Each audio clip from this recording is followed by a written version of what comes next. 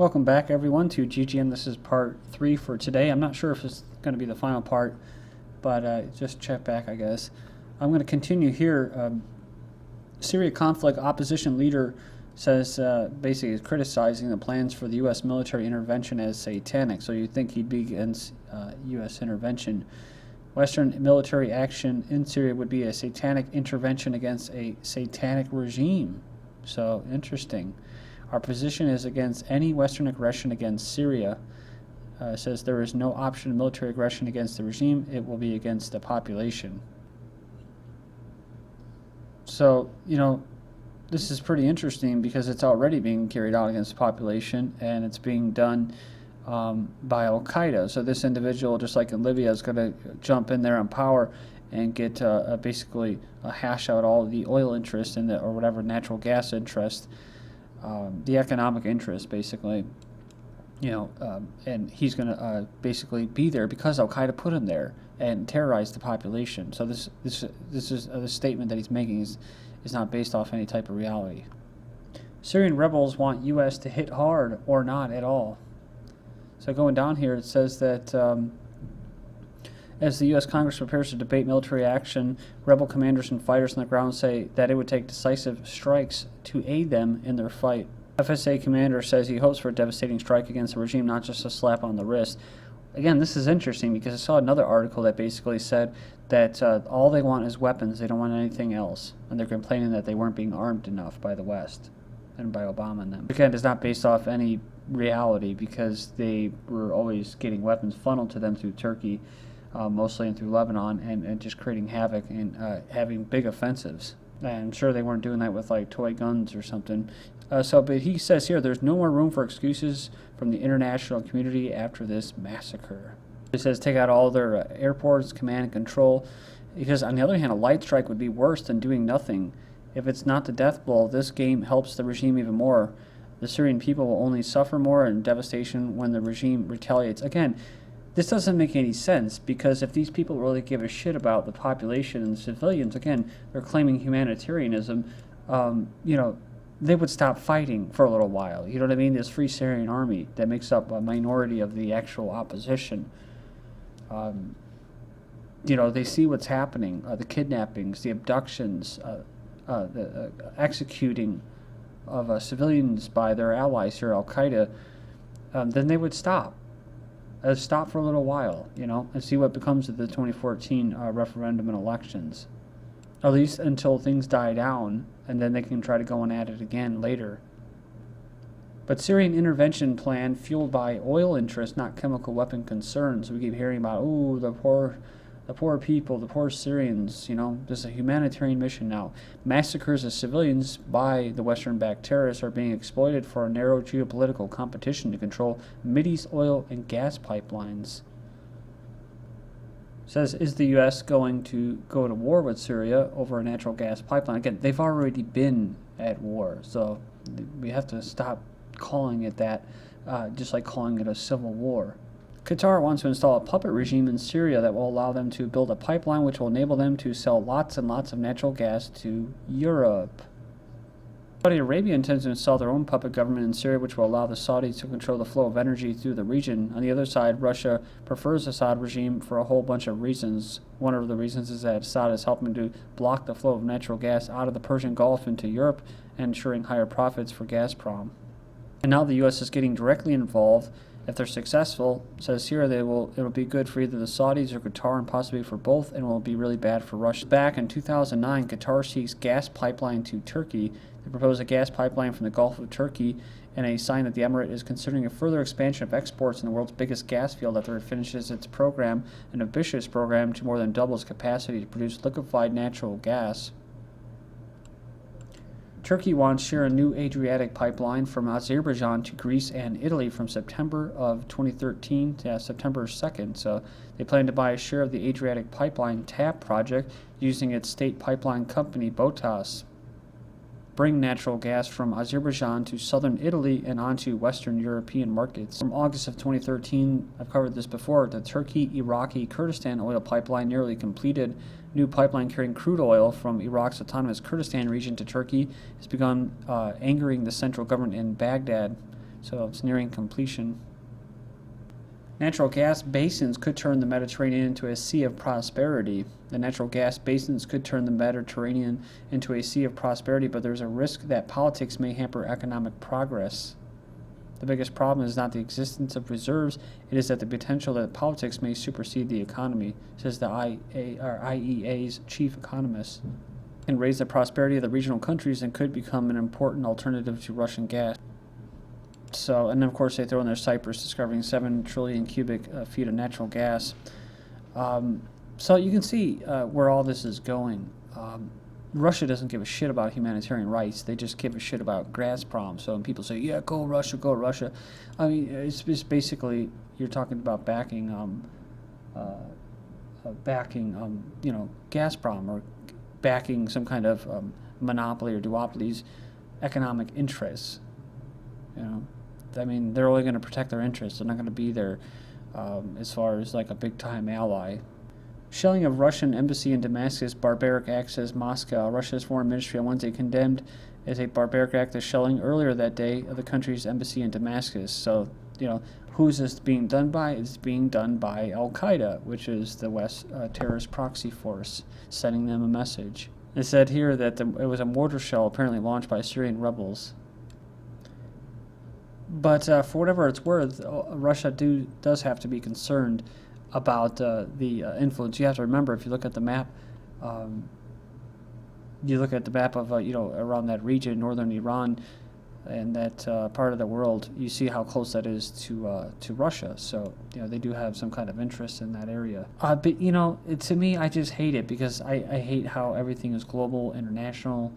And mostly that people don't really have any choice as far as local groups and individuals, communities. They're not really allowed to exist. You just have these huge hegemonic entities, these corporations that just bully their way in. And so now we're just left with these huge global corporations competing with proxy forces as terrorists, private contractors, and using soldiers basically like Iraq and that to do their dirty work for them. So it's pretty sickening. But, Obama and the White House and basically the whole Zionist-occupied Congress are backing Al-Qaeda by that launched those mortar shells into the Russian embassy in Syria, and the Chechen terrorists, what the Russians have to deal with. Syrian war continues due to Assad popularity, says analysis. An opinion poll conducted by a U.S. daily news service, World Tribune, shows that 70% of Syrians support Assad, 20% say they do not support either side involved in the ongoing unrest in the country, and only 10% back the opposition. So isn't it interesting? Was it 60-70% of Americans don't support an attack? I wonder how many of them support arming terrorists, but backing terrorists to overthrow the government. But they're not really aware of that. But either way, 70% are against that attack, and 70% of the Syrians support him. So I don't understand how they're going to get away with this, but we'll see. But they said, unlike Saddam Hussein in Iraq, actually there was actually a decent amount of people that supported him in Iraq. As far as the Taliban in Afghanistan, they supported the Taliban as well. Same with Tunisia, same with Mubarak in Egypt, although I know he was definitely a Western puppet. Hussein dealt with the West. These guys dealt with the West. Again, Muammar Gaddafi, he had a lot of support with his people, but he also tried to deal with the West. And that's why, Assad sitting down, that picture of him sitting down with Kerry at a nice fancy dinner, that's just typical, it's just, you can't do that, you can't make deals with the devil, for lack of a better word or term, basically because they'll stab you in the back. Syria and U.S. exchange messages as both peoples breathe more easily for now. The morning following Obama's announcement he would not bomb Syria immediately, the streets of Damascus were packed with shoppers and employees heading to their jobs. It says here that some who had fled their homes last week had returned. There was a sense of at least temporary relief that pervaded much of the capital. It is also the first of the month in Syria. Government and other employees have just received their monthly paychecks and need to stock up on food, particularly now upon entering the most uncertain month. Many are planning to leave again before next week's possible attack. Others, due to conditions for refugees they discovered in Lebanon, have decided to stay, essentially playing a game of Russian roulette with death as they await their fates in their beloved Syria. At any rate, Damascus this morning, citizens can be seen scurrying to workplaces, feeling safe enough, at least for now, to go grocery shopping and do errands. Even the gunmen who manned the electronic frisking equipment just outside their hotel was basically seemed genuinely relieved, happy, and unusually friendly, as do the army troops in downtown.